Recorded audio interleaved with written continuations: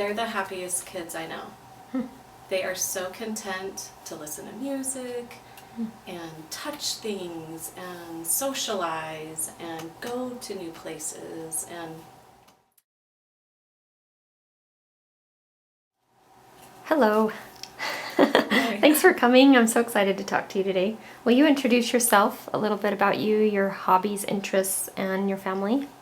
yeah, I'm Margaret Culford, and I am a mother of 5, and I work full-time for the School for the Deaf and the Blind as an early childhood vision specialist. And some of my hobbies are just reading books to kids, going on hikes, and just being in nature. Just don't have a lot of spare time right now, so I don't do much with crafts or. Okay. But I do love to bake and just find things on Pinterest that would be fun for the kids. So that's about all I do with my spare time. It's just plan parties or something fun for the kids to make and do on their own. So let's start with you describing your job, what you do for work. Can you explain? You just said that you work with the Deaf and Blind School. Can you explain a little bit more about what you do? Yeah, sure. I would say I'm a little bit of everything. I do parent coaching, I do a little bit of social work, a little bit of early childhood special ed. Our job is just really supporting families with kids that are born with vision impairments. I work with deaf-blind babies. Just sometimes babies just have like a lazy eye, or they're born with a syndrome that may have a vision impairment attached with it.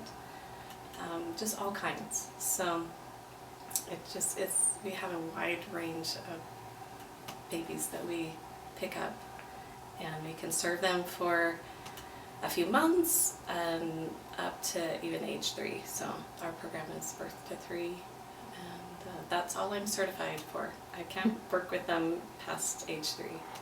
So. And most of this you do in the families' homes. Yep, all of our services, obviously through the pandemic we've had virtual visits, but they're all the whole 18 years I've done this job, we've done home visits.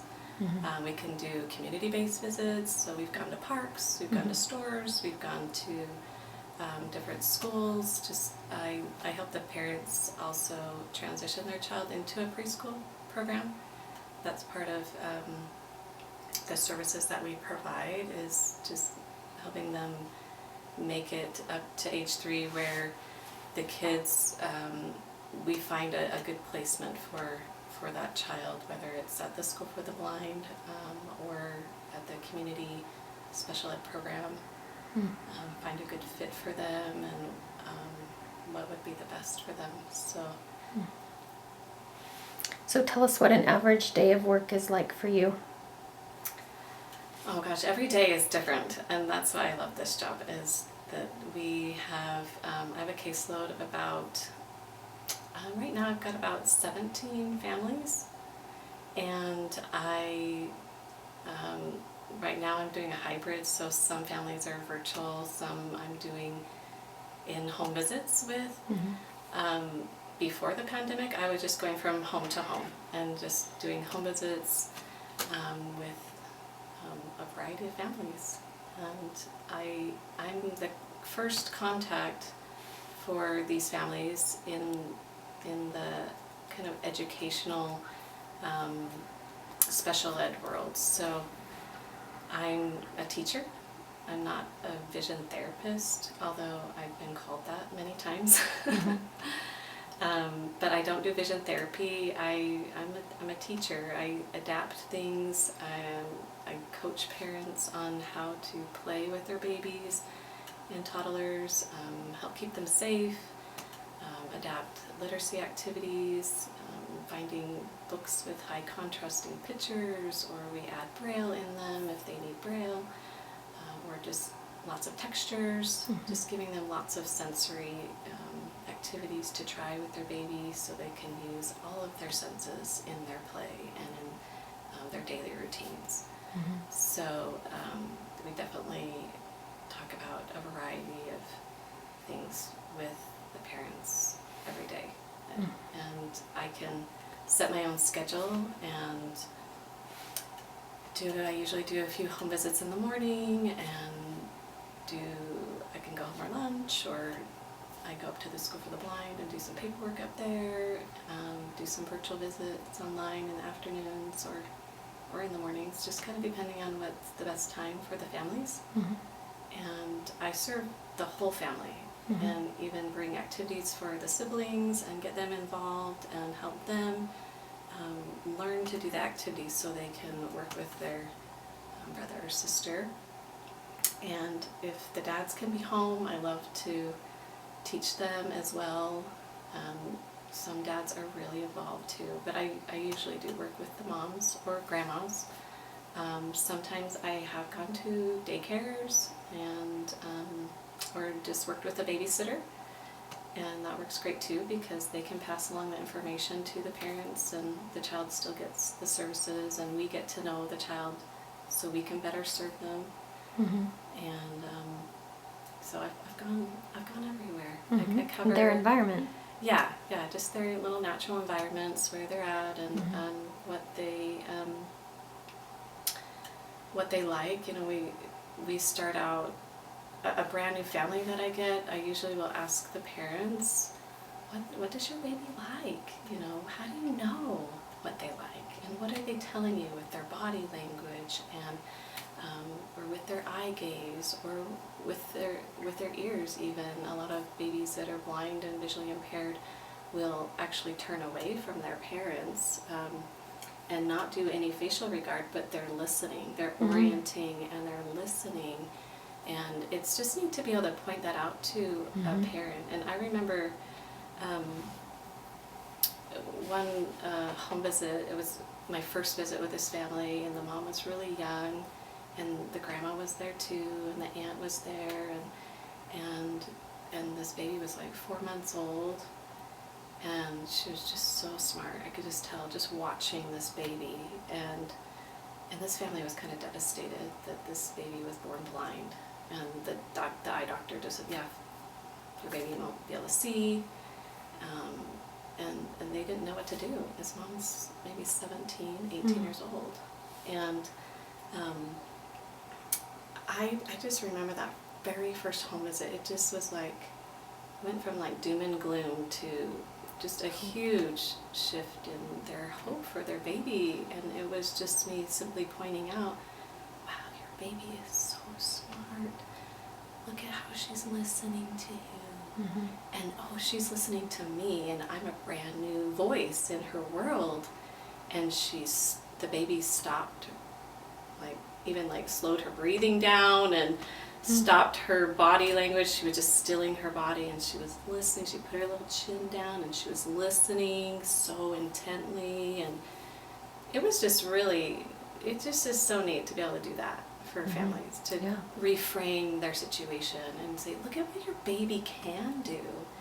Let's not focus on the visual impairment too much. Let's use all their other senses and do some play and do some fun light activities. And you know, we really focus a lot on activities around the holidays to make those fun. So that's another thing that I do is like, for instance, it's Easter time, and we want to teach families ways to adapt, to celebrate with their kiddos that can't see very well. Well, you can put finger lights in Easter eggs and hide them around their house, or do a glow-in-the-dark party with glow sticks, or they make shiny eggs now, which they didn't even a few years ago. So shiny eggs are great, bright red. You can get all colors of Easter eggs these days. Yeah. What motivated you to do this job, and what keeps you doing it? That's a really good question. You can tell I really love my job. It's something that isn't just a job. It's been a huge part of my life just since I was in high school. My parents adopted kids with special needs, and I have an older brother that has special needs. He was born with Down syndrome, And I was in high school. My parents just started adopting these kids. Kind of one came about every year. And even I was in college. You know, I was in high school with the first two, and then I went away to college, came home. They had adopted a little girl that was blind. And then they got Peter from India, and he was visually impaired, born as a preemie, and didn't get a lot of good medical care, so he had central vision loss and sees more out of his periphery. A couple of years later, they got my brother David, who's totally blind and has microcephaly. So I just have grown up in this world, and also my other sister that they adopted has Down syndrome, and then they also adopted a deaf-blind little girl. And so I've had just lots of experience as a sibling, not as a parent, but it was really neat to kind of grow up with them and learn about teaching the blind and how fun it is and how happy these kids are, even though a lot of people see them as like they kind of pity them, you know, or they say, oh, they're blind, they can't do a whole lot, or their life is not, it can't be as great, you know, because they can't see. But they're the happiest kids I know. They are so content to listen to music and touch things and socialize and go to new places, and I think, you know, more than ever, our community is so much more accessible for kids and adults that have special needs. And there's more hands-on activities, you know, and there's, at least there has been. I mean, it's different now with the pandemic, but museums have more touch and feel activities, you know, there's so many more resources out there now for kids that are blind, and it's really neat to be able to share those ideas and resources with families. And that's what I kind of learned growing up with these kiddos. And so when I was in college, I really wanted to go into special ed, and I didn't know about the Parent Infant program that I work for now. I didn't know about it until I was in my 4th year of college, and I went home to visit my family, and there was a vision specialist in my parents' living room working with my sister Joy, who is deaf and blind. And I watched her, and I saw how she talked with my mom and then played with Joy on the floor, and I was like, that's what I want to do. I want to work with families. I've always wanted to, I just love the family dynamics. I love the special ed world. I didn't want to really be a classroom teacher, although I wanted to be a teacher. So I just knew that's what I wanted to do, and my family was going to the family events, the family camps that our program put on every year.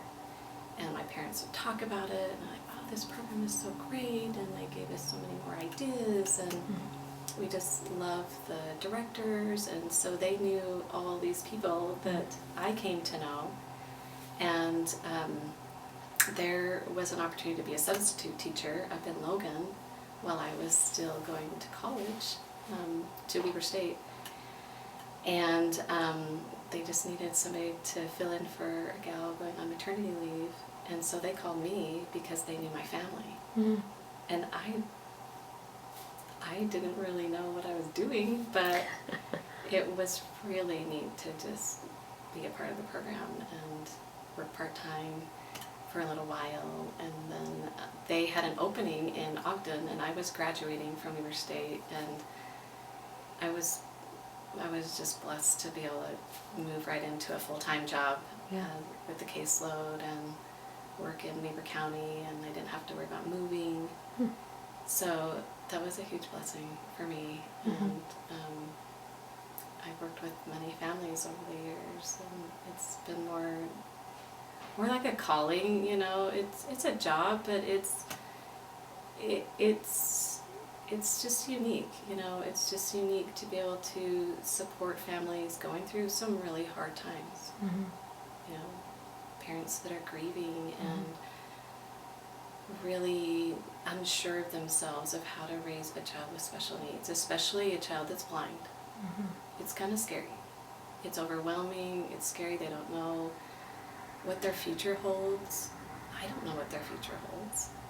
You know, as I watch them and work with them, and I don't know what they're capable of, but it kind of unfolds, you know.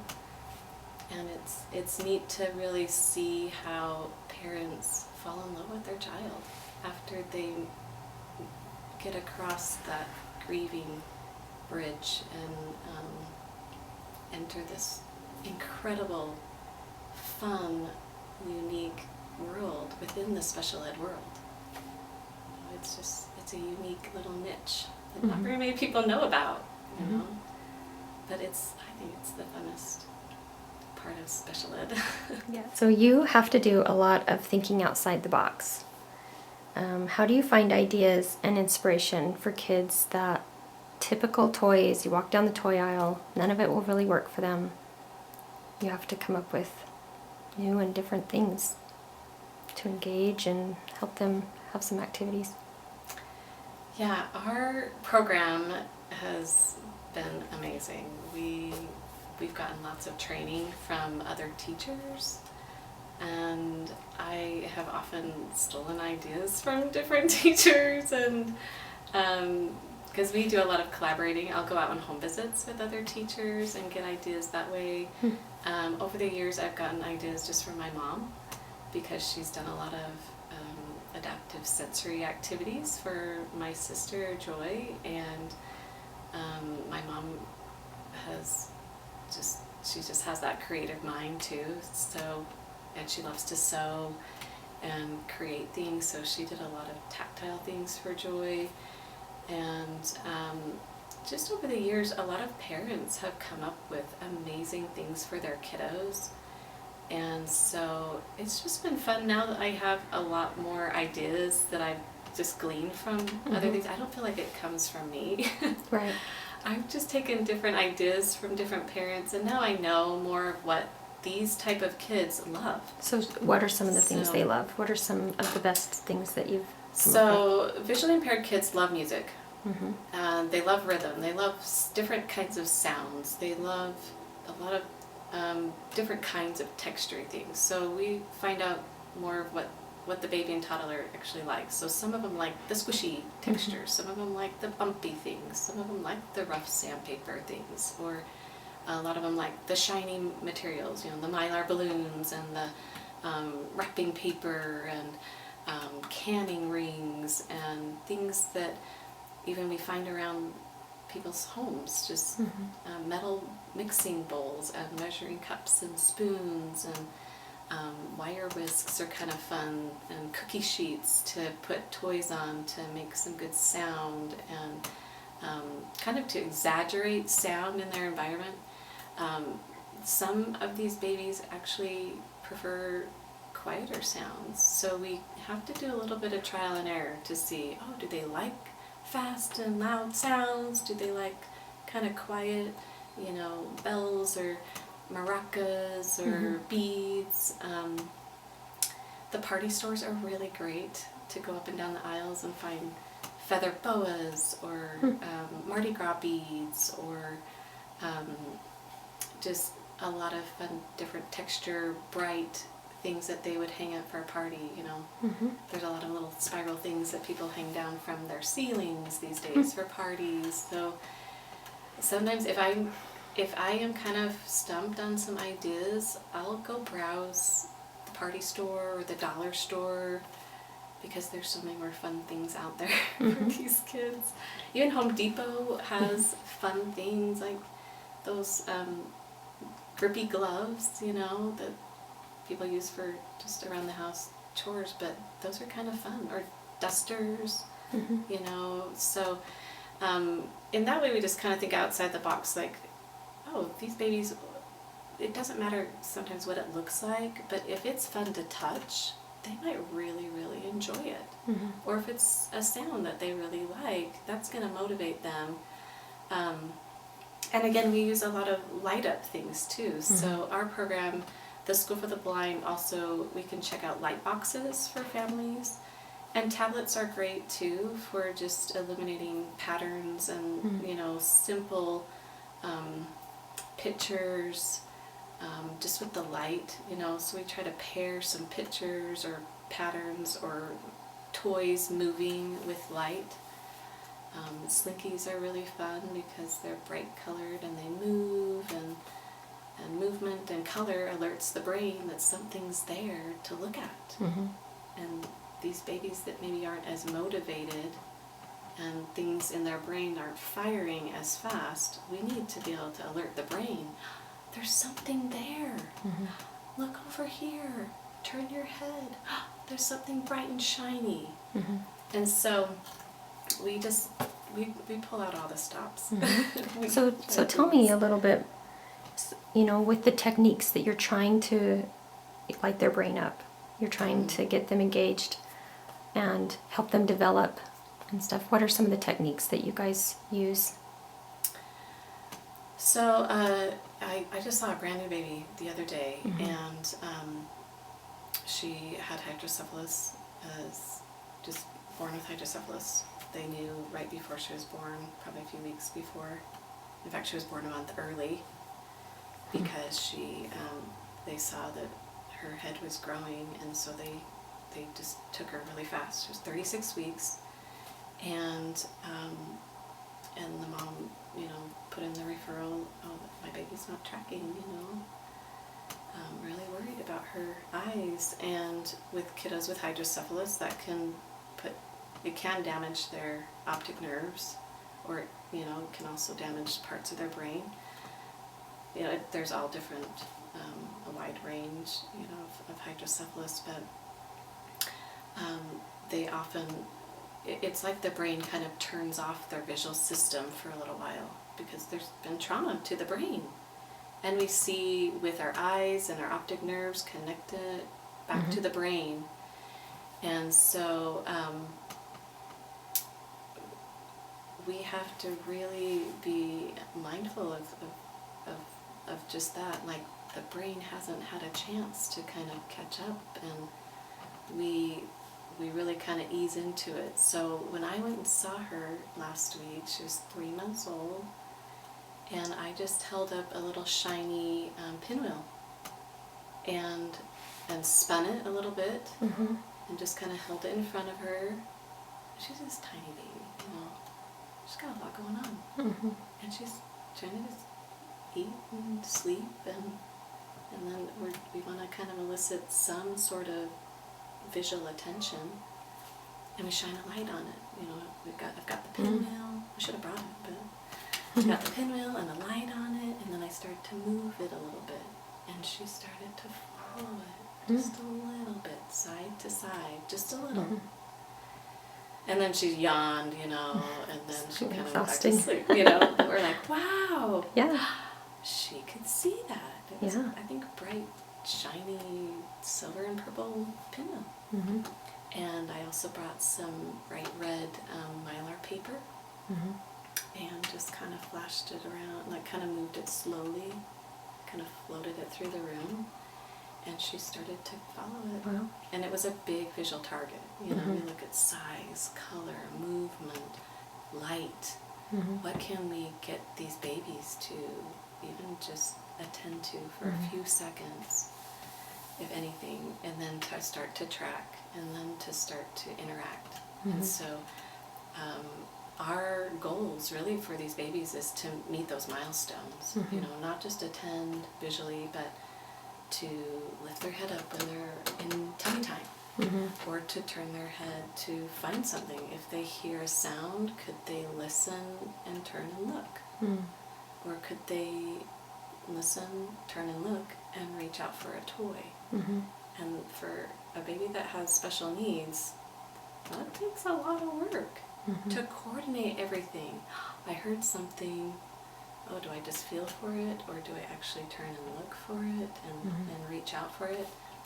And then as the babies get a little bit older, then we start to hide their toys and do some more problem solving. And so I do all early ages and stages with babies, first, 0 to 6 months, we just do the tracking. And then as they get like 9 to 12 months, if they get a little bit older, we're starting to drop their toys and hide them under blankets and make them work to find them if they're able to, And some kiddos, we work with some pretty severe babies too that have trachs and G-tubes, and they're a little more fragile, and even just getting them to turn and look towards an iPad or a light box, a larger visual target of some kind, is really a lot of work for them. And for the older kiddos that we work with, so the anywhere from 12 months to age 3, we'll work on object recognition, picture recognition, if they have enough vision to be able to see pictures. All of those early literacy skills that a kiddo needs. Some kiddos get classes and they need things a little bit closer, or they need bigger pictures, or they need some higher contrasting pictures. So we just make all those adaptations for them to be able to learn. If they don't have any vision, then we're just in there teaching the parents Braille. And we're all about Braille, exposing them as much through their day as much as they can, and doing everything tactile. And we'll even make tactile books for them, where they can fill circles, where they can fill lines, where they can distinguish and do all those pre-Braille activities. And so we supplement a lot of those things. So I do things with kiddos that maybe even visually impaired babies and toddlers can be visual learners. Some might be auditory learners or tactile learners. Some are very tactile defensive and they don't want to touch anything. So we just really, the child kind of leads us, and the parents kind of help us navigate with what their kiddos need, and we make those adaptations. And like I said, there's not really a syllabus that I follow. Each kiddo is so different and so unique that we go in there, okay, what are your concerns, Mom and Dad? What do you want your child to do? And let's make that happen. So it's very much family driven and child led, and then we meet them where and when they're ready too. Interesting. So you're very busy. You're a mom of 5, and this is a demanding job. So what do you do to take care of yourself? I do a lot of things because I know if I'm not my best, then my days don't go very well. So I have taken some time to learn how to meditate. And so every morning and most afternoons, I'll take about 20-30 minutes to meditate, and that really clears my mind and gets me ready for the day. I'm a lot more alert, and I'm a lot more calm when I meditate. Now there have been days where I haven't meditated, and I feel like I'm anxious and just scatterbrained. So I know the difference. And so that's become a bigger priority for me in the last year. I've only been doing it for a year and a half, but in the last year I've noticed that's got to be like first thing in the morning that I do. On the weekends I just really try to take it easy. I don't like to do a ton of activities with my kids on the weekends because I just feel like it's kind of my time to recharge. So I have like lazy Saturdays or lazy Sundays. And there's some Saturdays where I just want to spring clean the whole house, and that rejuvenates me. But I don't mind cleaning. I just don't have a lot of time to do it. So if I plan a day and just knock out a lot of things, that works for me, and then I can just take it easy in the evening. But I love reading stories to my kids. That's rejuvenating for me. That's one of my favorite things to do. I love reading bedtime stories. I love finding new books. I have a huge collection of children's books. I don't want my kids to grow up because I love reading books to them and doing kid things with them, but I like to go on nature walks, or just walks around our neighborhood. But that's important, you know, to take care of ourselves as women. Yeah. To be able to do the work that we need to do. We do so much for our families. One thing that I really, for self-care, I've learned how to eat better. Okay. And I drink more water because I know that gives me energy. And so I really have cut out a lot of sugar. I still love dessert, I love chocolate, but I'll save it till after I've eaten a meal, and then I just enjoy it more. I used to snack a lot in my car, and I wondered why I was so tired through the day, but I've learned like to do a little bit of intermittent fasting, and then just eat a really healthy, good meal and lay off the carbs and eat more protein.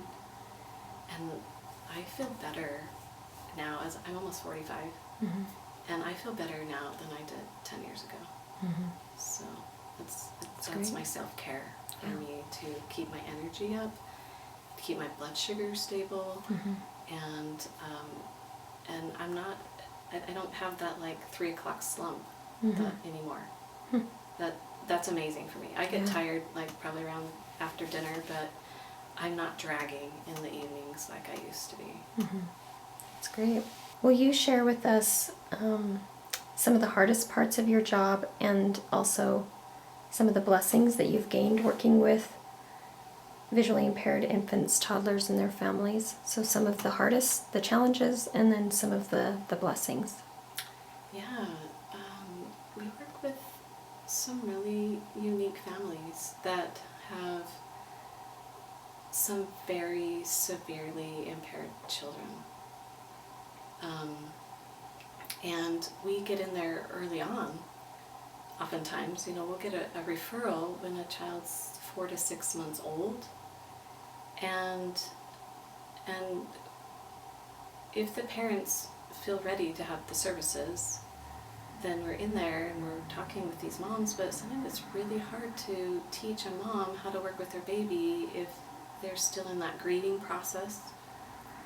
And over the years, I've gotten more training on this, but I remember when I was first in my job, I did not know how to work with moms that were going through grief. And it's almost like their dream of having a healthy baby was totally wiped out. And now they have this very medically fragile baby that they're learning even how to take care of this baby, and then we're asking them to do these intervention strategies on top of all the other, you know, just the Basics. The basic care for a baby.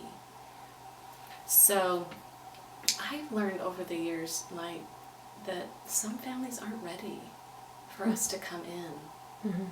And as hard as that is for, you know, because we want to get in there as soon as possible and build a relationship and get them into this world and guide them. But I've learned that there are some families that they're not ready, and that's okay, because we're there when they are ready to step into it and to teach their child. I think the other part is sometimes it's really hard to work with babies that are regressing. You know, we are always charting progress. Oh, they're making progress. They're making progress. Oh, yes, keep going. Keep doing this. Keep working on this. Oh, you guys are doing great. And then there's some babies we work with who have seizures or who get sick, and they lose the skills that they had, and they regress. Or we've had babies pass away, and that's really hard. Really hard to work with a family to go to these little funerals for these babies that, you know, the parents have put so much time and effort into their development, to just loving them and nurturing them and caring for them, and it's really hard. It's really hard to have to go to those and be strong and be a support to that family. The other piece that's difficult is when our services aren't as much of a priority for parents. Mm-hmm. Where, you know, for me, obviously, I'd want my child to gain skills while they're young so that they'd be more just better able to handle things down the road. But if we work with parents that maybe cancel appointments or forget, or, you know, they're just not invested Right. in the work that we're doing, that's a challenge. It's really I bet. hard to work with all different types of parents, and so I think over the years I've just learned, like, okay, I'm there to support them wherever they are, Mm-hmm. and whatever I can do, and to make their lives easier. Sometimes early intervention professionals are coming and going into these homes. I'm not the only one. They might have 4 or 5 other providers telling them what to do with their baby, you know. I'm just one of the many. And so that's difficult to sometimes take a step back and talk with the parents and be honest and say, would you want me to still come? Mm-hmm. I can come maybe once a month. Would that make your life easier? Mm-hmm. And that's really, I think, this what I've learned, to just be honest and say, you're not going to hurt my feelings if you feel like weekly visits or even twice a month is too much for you. I want to make your life easier, not harder or more stressful. Some of the blessings in my job, there's just so many. You know, it's really fun to see the kids progress. It's really fun to see an idea work for a child and have the parents be like, wow, I never would have tried that with them, and they love it. And to just have, kind of just to see that parent-child bonding is really like the miracle of our job, because they're accepting their child for how they come, you know, as a unique child, regardless of whatever condition they have. They're just looking at what they can do, and it's so exciting that a blind child could drop a toy and not have a tantrum, but could get down on the floor and feel for their toy and find it and go back to playing. Great independent living skills right there. You know, just that child's empowered. They don't have to rely on somebody else. They don't have to have a fit. You know, we're teaching them those behavioral strategies, those regulation strategies in their play. And it ripples out when they're adults, because they will grow up. You know, most of them will grow up, and the parents really want them to be as independent as possible. For whatever they have, those independent living skills and those communication skills are so crucial. And so if we can get these babies and toddlers to let their parents know what they want, why, you know, even if it's a drink, or they want to go play, or they want to go outside, we want to give them the opportunity to tell their mom and dad, I want this. I want to read a book. I want to sing a song. And if we don't give them those opportunities, then how will they know? How will they be able to progress and be independent? So I love being able to give parents those tools, and we practice, and it's a lot of trial and error, but it's just fun. It's like I just say, I play with babies all day, and it's fun, to try new things, to be creative. If it doesn't work, we'll just say, okay, that didn't work. Oh, your child didn't like the squishy toy. In fact, they hated it. And sorry, I didn't know, and that's okay. We can laugh about it, you know. Yeah. And I love being able to work with other professionals too. That's such a blessing to be able to collaborate and to just say, you know, I don't know everything. not an expert with your child because your child is brand new, and it's like I start over and I'm kind of a new teacher because no two kids are the same. And so even though I've done this job for 18 and a half, 19 years or so, I still feel like I'm new. But I also am glad I've had experience. And I've also been able to look back and say, I love being able to work with families. I love being able to involve the siblings because they're going to be part of their kids' lives, and I was a sibling. And I have been so blessed to know my brother and sisters that are blind and visually impaired because, like I said before, they're the happiest kids. They're so content, and we can learn so much from the blind. And spiritually speaking, sometimes they're the teachers. They're the ones that are leading us. And sometimes I'm the blind one. Sometimes, oh wow, I didn't know that, you know, and I can just kind of be humbled by the lessons that I learned from these kids that are really leading us. The other thing that I was thinking about, even the other day, you know, I work with this little girl that is deaf and blind, and she's so smart. She'll be 2, and she has a trach, and she's had a G-tube, although she's like really making a lot of progress. And I feel like she's her mom's teacher. Like her mom is learning so much from her, and their world is so enriched, and they have people in the medical world that take care of her, and they have teachers, and she'll always have people that are supporting them around them. And that is really neat to see, that I'm a part of her life, and seeing how she leads her mom along, you know. It's kind of that giving and receiving, you know.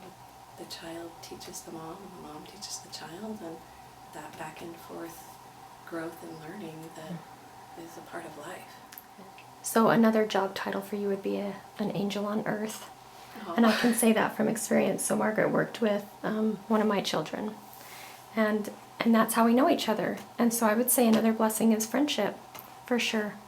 Absolutely. Because Margaret's been a great blessing in my life, and I felt like your job title encompassed all of us. Like you were my therapist even. Do you think? You'd walk in and I would talk and talk. What insights have you gained personally through years of working with these families? Like you said, like kind of build a friendship with these moms, because sometimes they can't relate with their own friends that have typical developing children, and they're in kind of their own little world.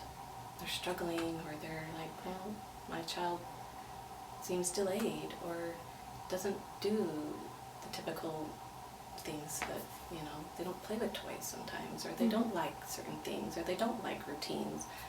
And that's hard for moms to accept that. And so I also am a networker. I can get other moms that have other kiddos with special needs, and I can connect them. And then they get friends that way. And I know you were able to meet some of the moms that I worked with.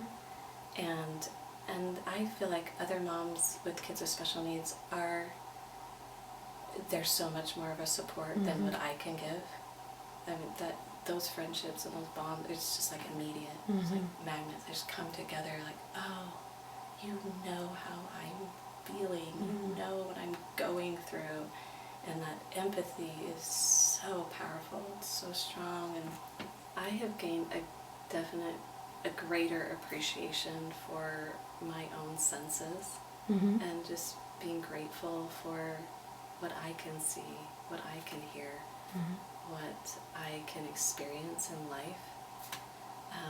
And the other blessing is that my husband was born with one eye, And he stood out to me when I was single. And I wasn't afraid to go up to him and talk with him about his eye.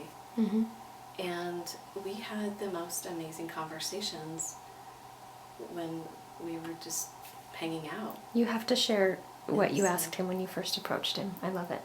So I'm so grateful I've been in this field, because I wouldn't have met Nate otherwise. I really wouldn't have.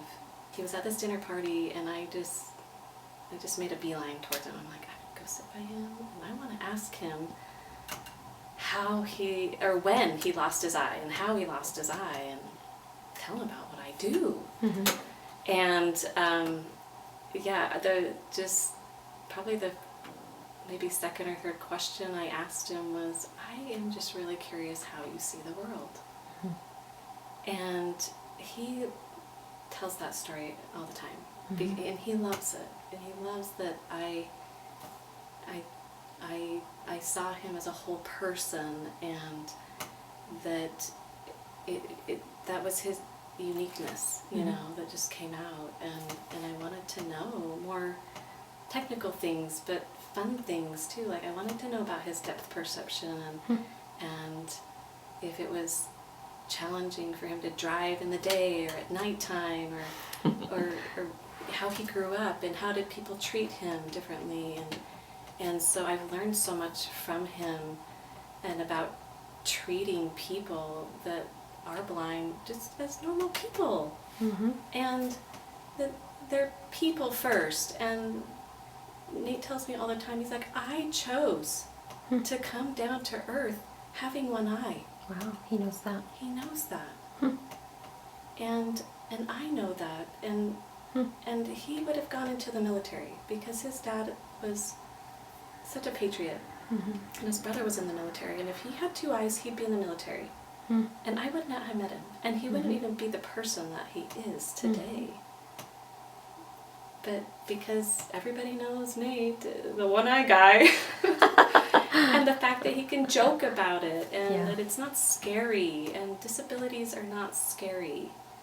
And I learned that with my older brother, and I was kind of embarrassed growing up, because he just was drooly, or slower going, or like just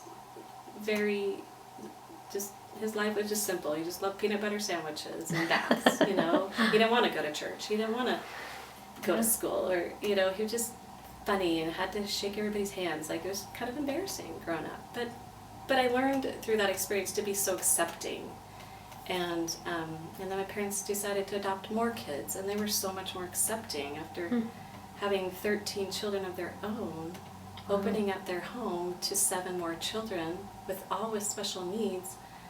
That taught me, wow, I have room. I have room for everyone, you know. They're the ones to teach us, lead us along, and we're caring for them, but in those daily tasks and daily routines, they're really teaching us so much. So beautiful.